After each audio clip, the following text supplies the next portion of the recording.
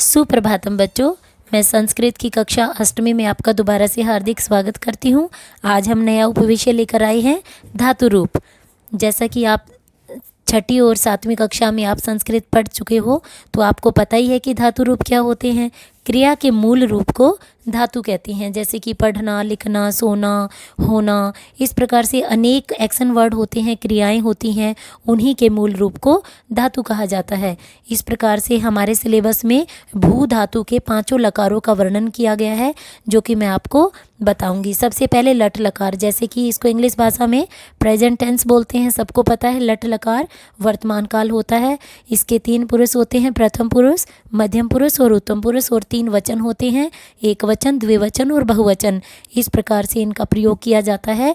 जैसे कि प्रथम पुरुष में भवती, भवतः, भवन्ति, भवसी, भवथः, भवत, भवामी, भवावह, भवाम। भू का अर्थ होता है होना। उसी प्रकार से हम सेकंड करेंगे लिरट लकार। लिरट लकार क्या होता है?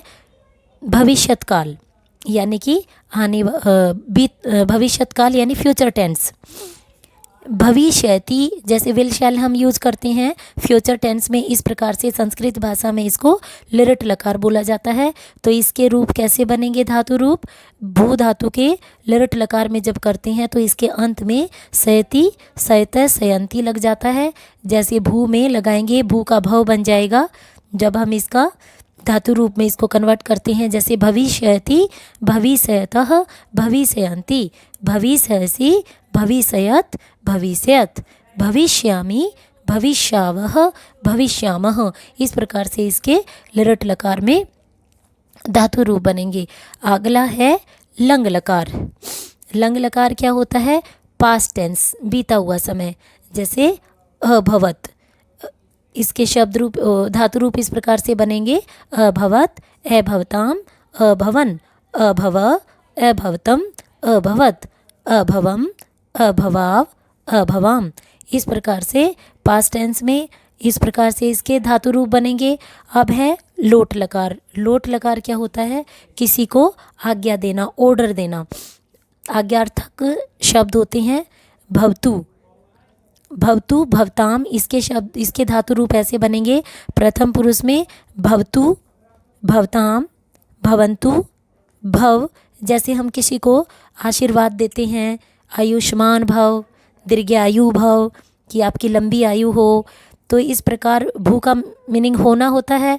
और इस प्रकार से जब आज्ञार्थक, इच्छार्थक और आशीर्वाद दिए जाते हैं, प्रार्थना की जाती है, वहाँ पर लोट लकार का प्रयोग किया जाता है।